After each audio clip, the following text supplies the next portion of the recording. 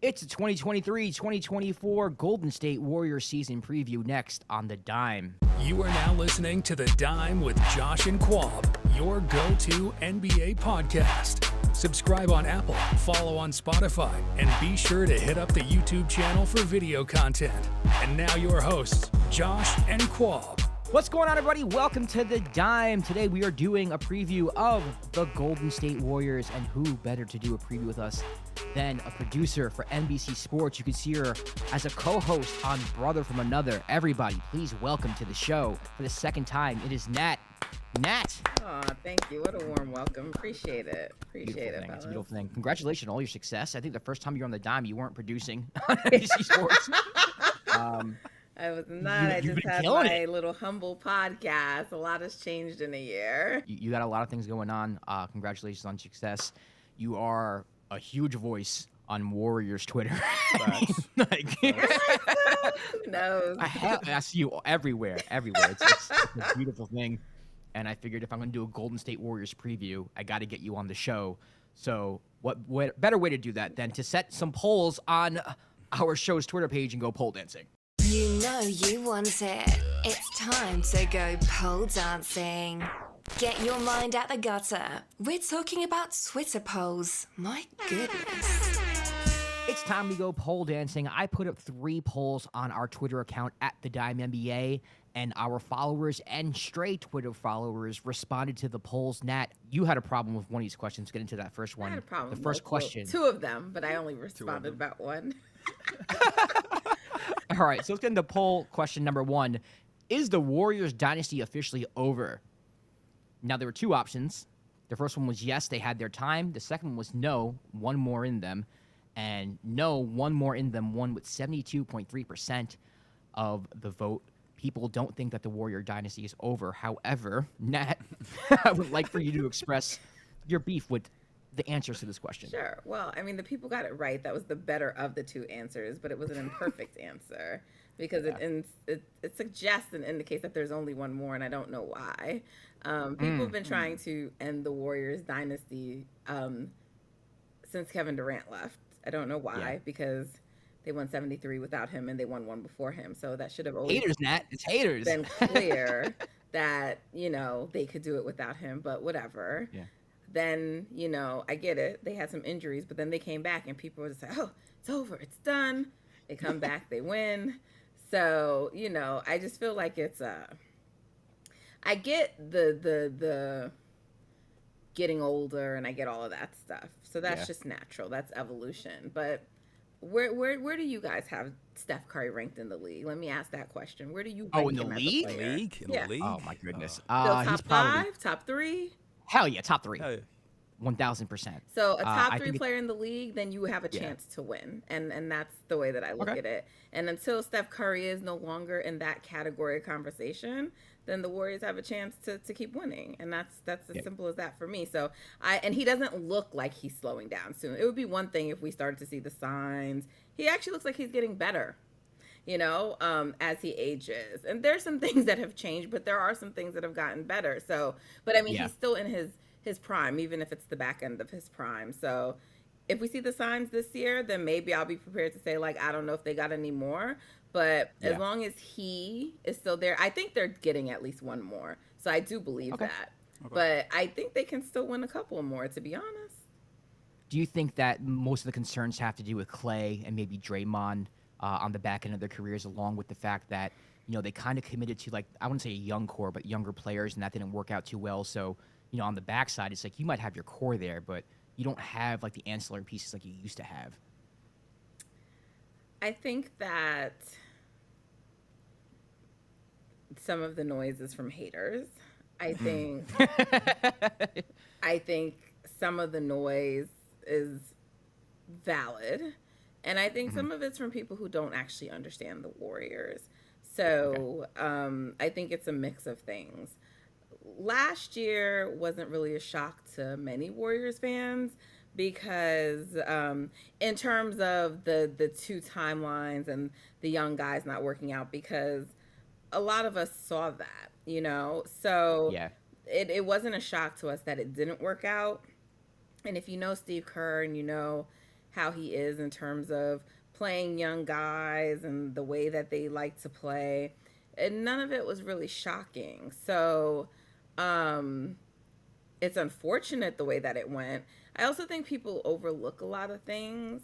So I get it that they had an awful road record.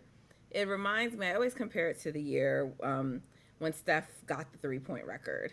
And that season, it was the worst shooting career of his average of his career, right? For anyone else, for Dame Lillard, for anyone else, it's a top shooting season. But for Steph, because it's under 40% and it's like 37, he's in decline. And, and I just was like, okay. And, people looked really silly after that. And like, I was just like, until Stephen comes back and has a second year like this, which really was just an extended slump because the percentage started to pick up back by the end of the season and was fine by the postseason, and they won a championship. But I'm like, I'm not one of those people because a player gets injured, because something happens for a year, that I'm like, they're in decline. Like, if you have a large body of work, then that's an anomaly to me until it's proven differently. So the road record to me, it was a confluence of a lot of things. And if you were listening to Golden Spaces, we talked about it and explained it, but it doesn't matter because when people hear that, they just feel like you're making excuses, but we're not. Right. But there's a variety of things that were happening. First of all, the core missed a combined 80 plus games for the season. Okay. So, and then people are like, well, no, but they were losing in the beginning, or they fired in the beginning. Well, yeah, but that's when they were still experimenting with James Wiseman, and that didn't work out well, and then they went away from that lineup. So there were a lot of things that were happening. You had there would be injuries, then they get back, and then now we lose Andrew Wiggins, and then Steph was out part of the season. Then Klay started the season not in shape, not in condition, so they had to lessen his minutes. So there were a lot of things. So you had that going on, and then you had this thing going on with like Jordan Poole in the second timeline. So it was subtle things, but those things made a big difference. And so it was just like a combination of things. But when you don't have your main guys on the road, then your team is probably not going to perform as well. Yeah. And so like, you need your stars on the road.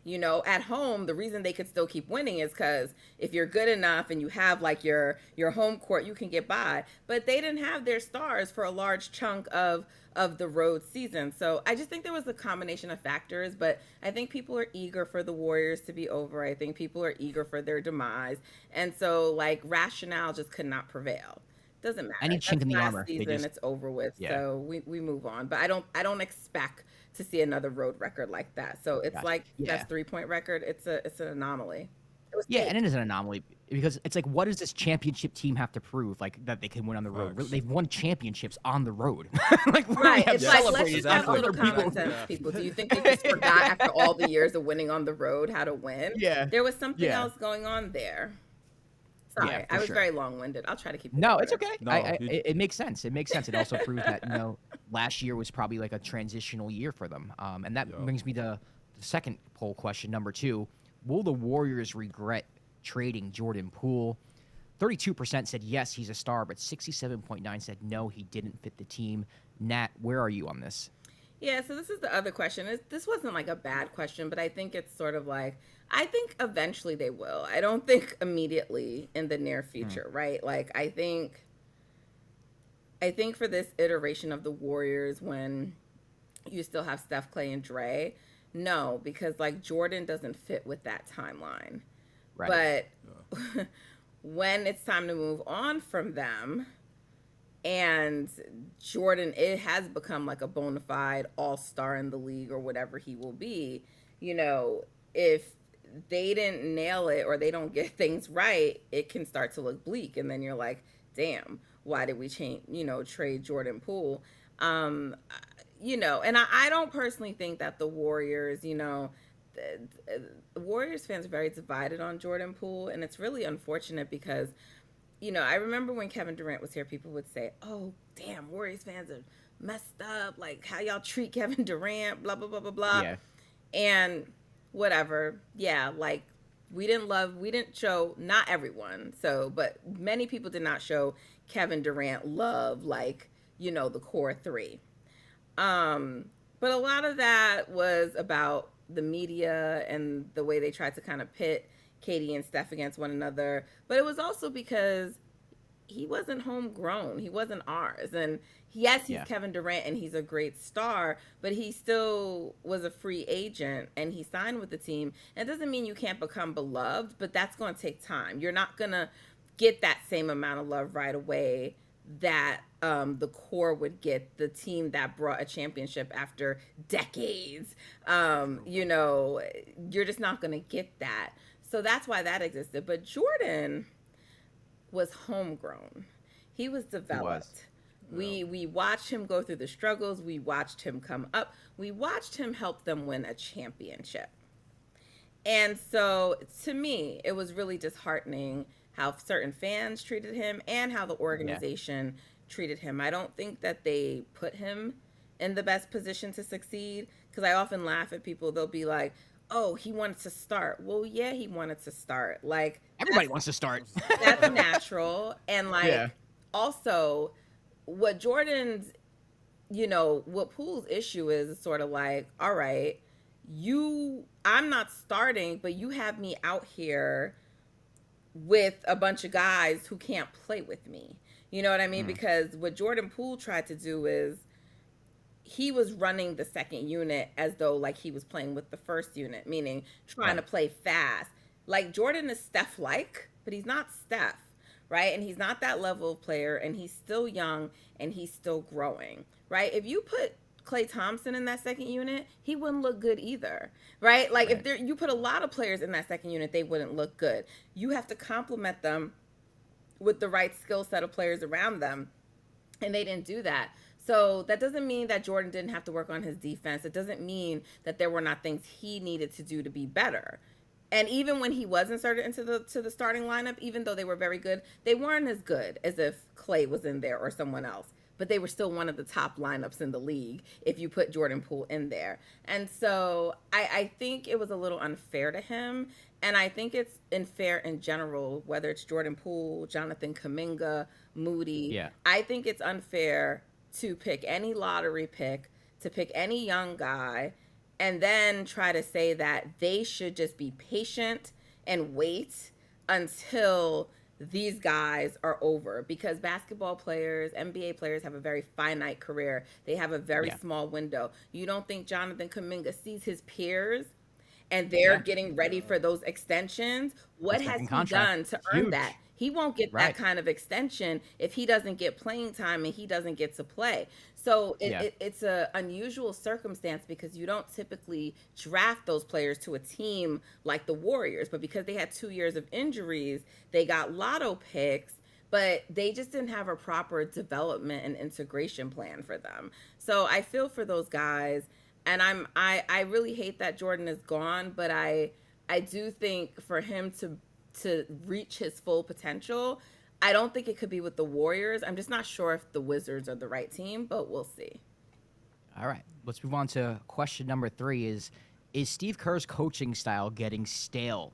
Oh, God, it's been coming in at 32.9%. It's yes, time to move on. At 67.1%, it says no, he's a goat. Yeah, man. Nat, I've seen you criticize Steve Kerr all playoffs long. All the time. I think I know where you stand. All the time. With this. I've been criticizing Steve Kerr since 2016. It's not new. So, where do you stand with this? I mean, obviously he's won championships with the team. He has a relationship with the core. So, you don't really want to move on from him, do you? Or what is it? What is your solution here with Steve Kerr? I mean, are there like subtle changes you wish he would do during games, and you can't get probably rid of him, make it better? Or can you get rid of him? I don't think you can get rid of him. Will they get rid of him is a different question. No. And should they get rid of him is another question. And right. Probably the answer to that is no. But okay. I think Steve Kerr is a good coach. Okay. Good. Okay. Maybe. He's above average. I don't You're think setting he's us up great. for something here. You're setting us up. I don't think he's very good. Okay. I think he's a good coach who was blessed with Stephen Curry. That's what I think. Like, people always try to be like, what coach doesn't need talent to win? For sure. I get that. But what Spoelstra just did with Miami, Steve Kerr could never pull that off. He could never do that, okay? That, to me, is a great coach, is what I'm saying. Right. Steve Kerr can't do that. He needs to have maximum talent. And there is something to be said that, like, having all that talent together and still knowing what to do with them, right? There is something to be said about understanding that the system you implemented, which I want to clarify, was not for Stephen Curry. Stephen Curry doesn't need a system. He is the system. So let's just be clear.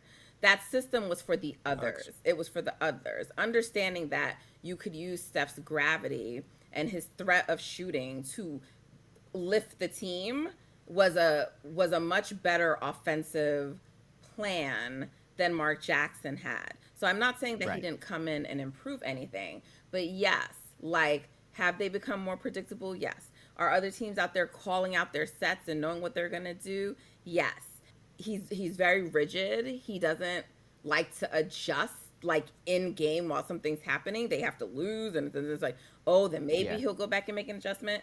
He just did an interview. I think what he said was total bullshit when he says, like, we got too predictable because we were running too many fucking pick and rolls. He didn't curse. I'm sorry. Excuse my language. I apologize. Yeah.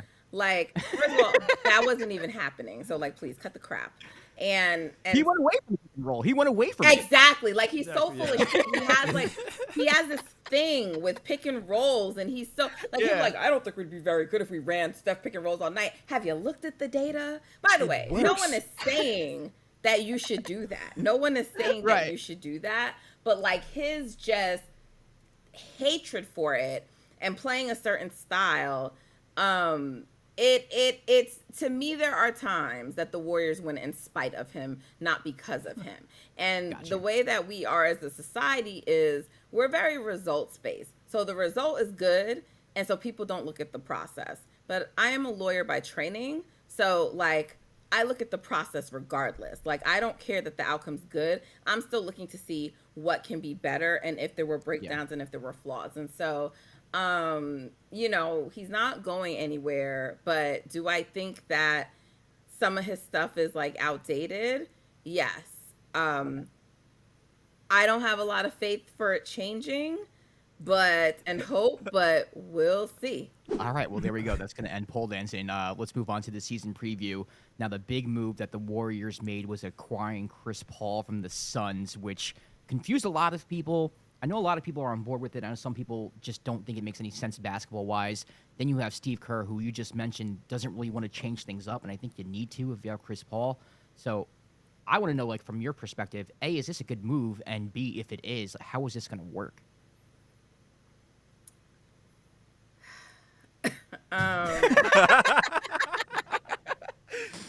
Big side. Yeah, I mean, to be determined on whether it's a good move. Yeah. Is it a move that makes them better? Theoretically, yes. Look, the biggest thing for this working is Chris Paul accepting that he has to come off the bench. Right? Oh, okay. And so it's like, it's only news to Chris Paul that the expectation was for him to come off the bench. Like, that is the expectation. If you cover the Warriors knew that, the fans knew it. That is the expectation. Obviously, he's kind of expressed that. I mean, he didn't say I don't want to do it, but I'm pretty sure that it was clear from his reaction to Kendra Andrews' question that that's not something that he wants to do. So I think a lot of this complimenting and praising him that we've been seeing in the media, right? It's very similar to when all of a sudden in Kevin Durant's contract year, you started hearing the Warriors just constantly saying, Kevin Durant's the best player in the league. They were not saying that constantly. And then all of a sudden, whether you believed it or not, I'm just saying it sort of became the party line. So this, Chris Paul is this, and, he's going to, like, all of this, like, stroking of his ego and saying how important and great he is. I think a lot of that is about trying to butter him up to get him to buy into his role, you know, like it's going to be, you know, Andre Iguodala 2.0. Okay. And in a different way, they're going to do different things for the team. But I think people keep saying the Warriors have to play differently. That's not necessarily a bad thing. No, it's not at but all. They don't really have to play that drastically differently. Because if people think back to the years when Sean Livingston was running that second unit didn't play like the first unit. The second unit, like they ran more sets. It was a more traditional style. He was a point guard. He set up people. I wouldn't say that Sean was as like ball dominant as Chris Paul, but he did, like, you know, he set up people. He got them into position. He's a more traditional point guard. That's what that second unit needs. It doesn't need to be run like the first unit. That works because of Steph. And so it shouldn't be run like that. And if you think about having a Chris Paul out there and with some of the other, you know, changes that they made to the roster, like you can easily see Chris Paul setting up Jonathan Kuminga, right? Like baskets are going to come a lot more easier for him. Like, yes, obviously Moses Moody is a very high IQ, intelligent player. So he's going to definitely be able to play with Chris Paul. It's just going to do so much for that second unit, which is why he's so needed. The Warriors' biggest issue, even when Kevin Durant was there, in the entire run of the Warriors winning, was the second unit. It was, what do we do in the non-Steph minutes? That's why they would stagger, right? They would always stagger. They tried Kevin Durant in that second unit. They tried Klay in that second unit. They put Dre in there. Sometimes they even had Steph in there, right? It was always something.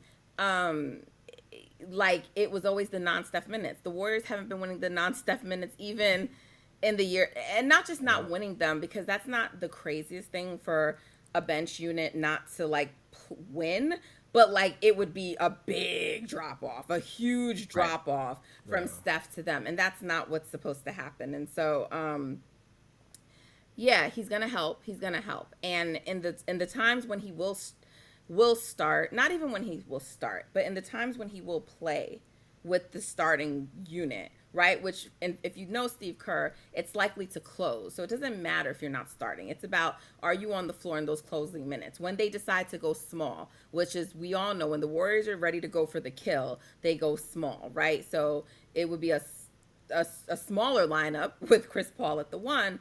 But I'm just saying, when they decide to do that, it's going to be now a much more interesting dynamic because, yes, Draymond was a ball handler out there, but Draymond Green is not Chris Paul. So you now have Draymond Green out there, you have Chris Paul out there, and you have Steph and Klay out there. Like, they're going to be super crazy a lot of lethal. skill. It's gonna give teams hell. But you can't run that all game. You can't run that for a lot of minutes. You can't even run that like most of the season if you're trying to actually get Chris Paul to the postseason. No, you're right. And especially Chris Paul in the split action, I can't see him like running that type of offense either. So Steve Kerr is going to have to make some type of adjustment or some type of, compromise, I guess, with his style of play or strategy. Like you said, I mean, the whole pick and roll thing is insane. That the fact that he thought that he had to go away from that is wild to me. I assume more Chris Paul pick and roll. That would have to be. Yeah, I mean, he'll be able to pick and roll that second unit to death, you know? And I don't really think that... To me, it's not a modification because it's like what the second unit needs to do. Like Steph and Klay know how to play off ball. If anybody's going to have the biggest adjustment with Chris Paul, it's going to be Draymond, you know, because if you're taking the ball out of Dre's hands to put it in Klay's hand, in Chris Paul's hands, I'm talking about like sometimes when they close. And the Dre Steph pick and roll, high pick and roll is one of the most lethal things in the league. Like, no one's figured out how to guard that. So now, but you just add like another layer to it. So it'll be interesting to watch and see. But the biggest adjustment is Chris Paul. Like, it's his attitude and it's his ego, and it's accepting what he needs to be for this team to win. So that's why I said it's to be determined, because honestly, to me, it all hinges on him. I mean, in theory, they could trade him come the trade deadline if he's not buying in, but then who's available at that time? Who do you get at that time, right? So to me, a lot really hinges on him buying in. If Chris Paul buys in, and then of course the big if that's always there, health. And that's not just for Chris Paul. That's for everybody. An aging Warriors core. But if their health sustains and you get Chris Paul to buy in, then yes, I think that this is a championship team. I think that they can win it all. I definitely think they're going to be, barring injury, one of the top teams in the league next year, not just in the West, but in the league. What are your expectations next season for Klay Thompson? Because he kind of had an up and down year. Like you said before, he wasn't in shape because he didn't want to work out because of the previous injury. But since he's been, 2 years removed from the devastating injury, how do you expect him to play this coming season? Yeah, it was interesting with Klay last year because it was really more of a mental barrier last season because he had already come back. But it was more like he wasn't comfortable doing like open runs and certain workouts in the summer, and like he didn't mentally, he didn't trust his body yet, and so he didn't do the things that he needed to in the off season to get himself together. So it appears that he's over that mental hurdle and he is, working out and doing what he needs to do. So I expect him to be ready come the beginning of the season. So like Klay had really good stretches this year.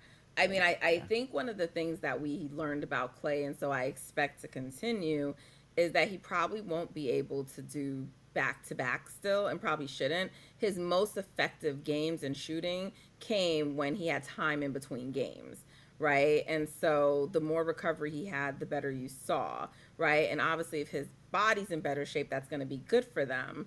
But I think you're going to see a really strong season from Klay. Klay is still an exceptional shooter, and I think the slow start had more to do with how he was and his conditioning than it had to do with any real skill and ability loss with respect to his shooting.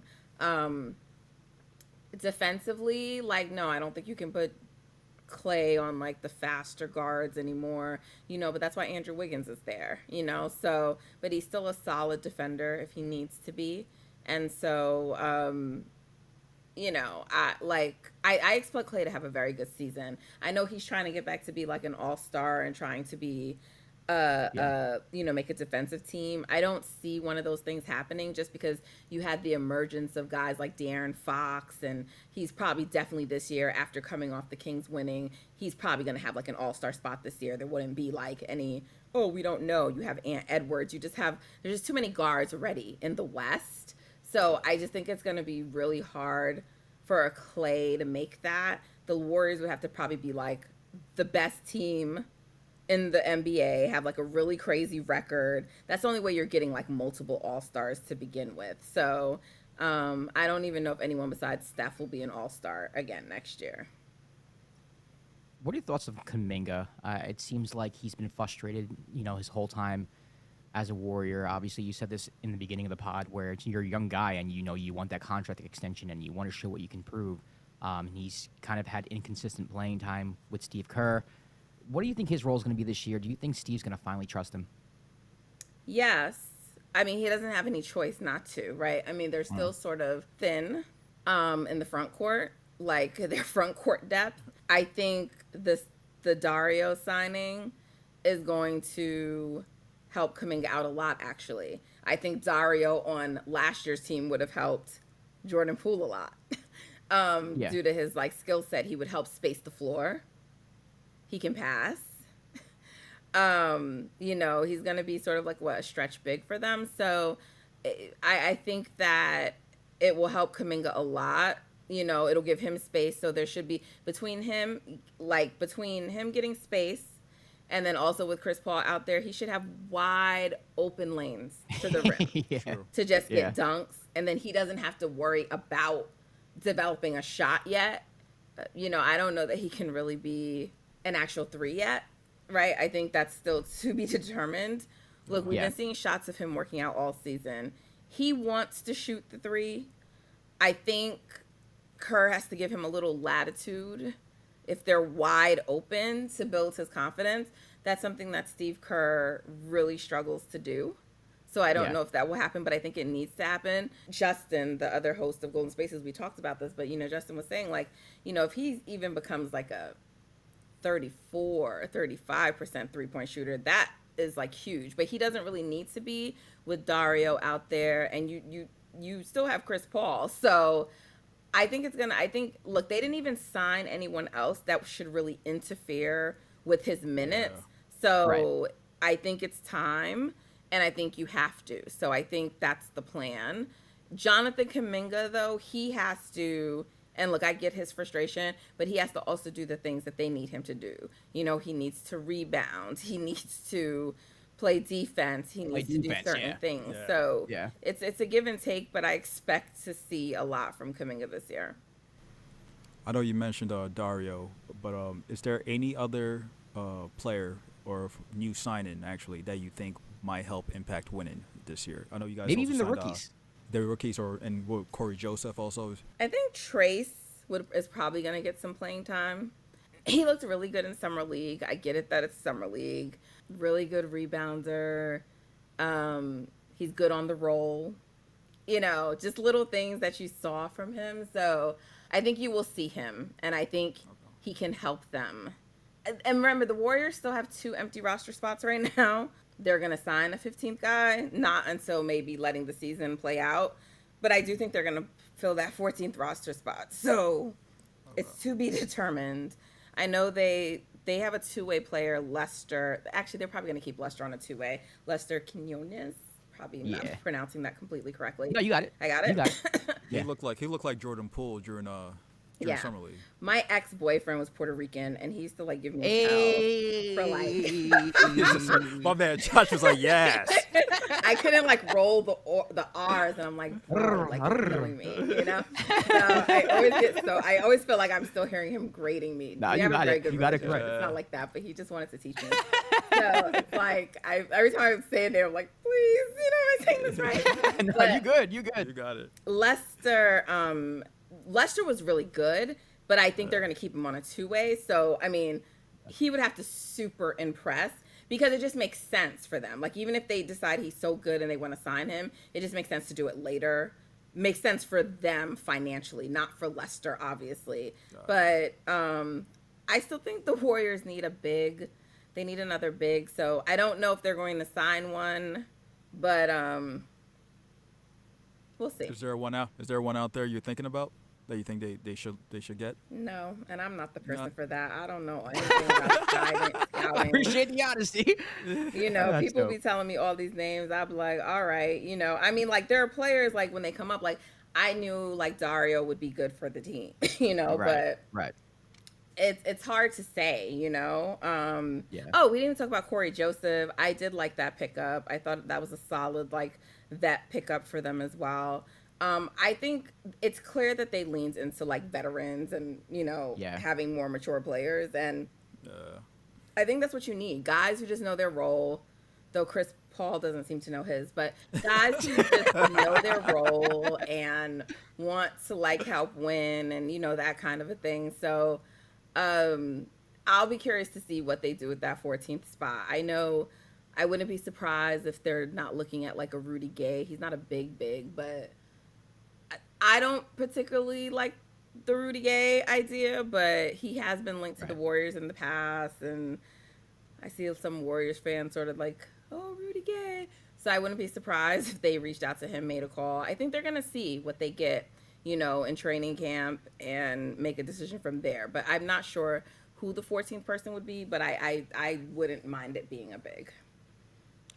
All right, so now you said earlier in the show that you wouldn't be surprised if they won the championship this year. Going into the season, let me get your expectations and your predictions. I think they're 2 different things. Obviously, you're in an era right now as a Warrior fan where you're expecting a championship, so I feel like that's a stupid question. I guess I would rather want your prediction. It's not. No? Okay. I think anyone who knows me, and Josh, you've listened to me before, so you know how I am. Yeah. I think this is the first season in a while I'm not going into this saying it's the Warriors. Okay. I'm not saying that they won't win it, but I need to see. I need to really more see what these other teams are going to look like. It's not so much about the Warriors, but because some of these teams are so new and I don't know what they're going to look like. Like, I'm not one of those people who was like, oh my gosh, the Bucks and da-da-da. Right. So, like, I'm not like one of those people. But as far as like when I just look at the East, right? Like, I think the Warriors can beat the Bucks. I definitely think they can beat the Celtics again. I think that. I mean, I'm sorry, I'm not giving the Heat that respect, even though they just got there. But I don't. Yeah, you tell them that. You tell them that. Like, unless they do, even if they add Dame, I'm still not scared of them. But well, if they add I Dame, mean, it might be a little different. Yeah. Who are the top teams in the East? You would say You just named them. I mean, honestly, it's Milwaukee and Boston, and then maybe Miami. Yeah, because I mean, no one's really Miami, taking the Sixers seriously, right? And so, yeah. So I mean, so I look at out East. Nobody out there really scares me. West is just I just don't know what some of these teams are going to look like. Like, people are high on the Suns, and I did think they made some nice moves on the margins, but I still think their starting five is a little wonky. Like, they're saying Beal is going to be their point guard. I would have thought it was going to be Book. You know, like, and just figure, like, so it's their second year together, but they still had a major addition in Beal. And so it's just rare for teams like that to just, like, come together so quickly. And I feel like if it was just like, okay, we just added Beal, but, like, Kevin Durant with the rest of the Suns didn't even have the continuity yet because it was so short. And now you're adding Beal. So I get it. They have, like, a whole off season and they're going to have a full season. So I do think they will be a very good team, but I'm just not sure about them yet. New coach too. I mean, there's a lot of unpredictability with that team. Right. And, like, look, but, you know, it's funny because he's known as, like, like a defensive coach. And so, you know, I think one of the most interesting theories I saw proposed about why he's really coming there is for DeAndre Ayton. And if he can get something out of Ayton, you know, it makes it sound like Ayton's a bad player, but I'm not. No, he's good, man. I mean, Ayton, even people make fun of him all the time. I mean, he's been serviceable his whole career. I think people rag on him for, you know, rightfully so sometimes, but he's been a good player. He's been a good player. Yes, but he's soft. He's not what you want your center to be. He's not what you want your center to be. I personally had, I mean, obviously he's a head coach now again, but I was like, man, Warriors, why the hell didn't you bring Vogel in? Because I thought losing Mike Brown, their defense was really lacking. And that's going to be something to pay attention to. So I just don't know what the Suns are going to be. I also don't know what the Lakers are going to be. I know they were super excited, some of the fans, about their offseason. People were sort of gassing them up, but I don't know. I don't think the moves, I mean, to me, like, I think the Warriors made the Lakers look a lot better than they are. So when they got swept by Denver, I didn't expect them to get swept, but I was pretty confident that Denver was going to win that series. Same. And so I just think it was a really bad matchup for Golden State with the Lakers.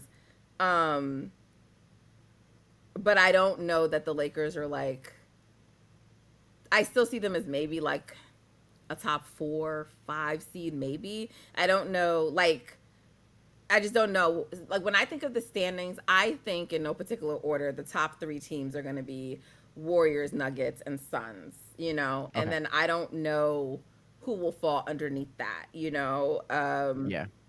Some people might say it's the Lakers. Sacramento could take a leap. That usually happens with teams after they start to have success. I mean, they were already, I'm saying they could take a leap, like they didn't finish in the top of the standings. But I think the standings were very fake last year.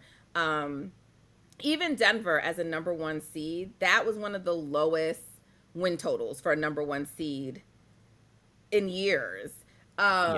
They weren't even close to 60 wins. I think they were just over 50, which normally in the West is going to put you like middle of the pack, maybe. So last year people harped on the Warriors road record, like understandably, but like it was actually a season where like many teams had really bad road records across the league. So I just think last year was like an anomaly. So it's very hard for me to figure out like what the teams are going to be. The Clippers are always out there as a team. It's like, I know right now it's like no one's going to believe in the Clippers until they do it, Right. but we cannot just ignore the talent that they have on the team.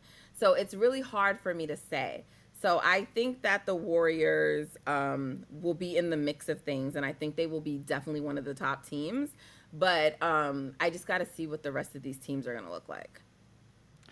All right. Well, there you have it, Nat. Thank you for joining us here on The Dime. Let everybody know where they can find you, where they can watch you, where they can hear you, all that good stuff. Oh, I'm so bad at plugging myself. And I hope I answered your last question because it feels like I didn't. I hate when people aren't direct. But yes, sure. You can find me on Twitter at NatFluential, the way it sounds. And Josh already said it earlier. Let them know, Nat. Don't be shy. It's so weird. It's so awkward. I am on.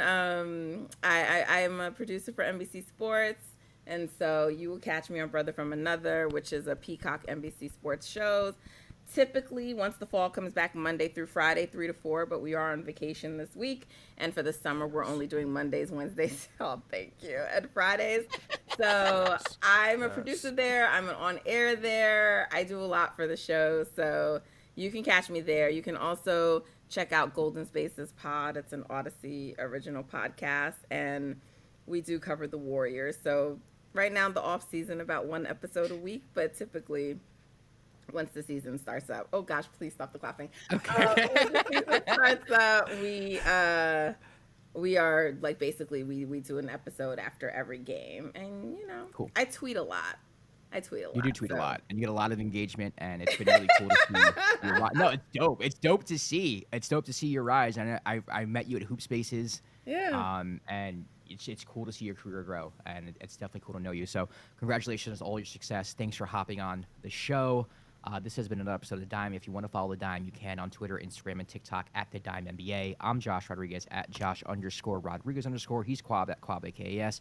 We'll see you next time for another episode of The Dime.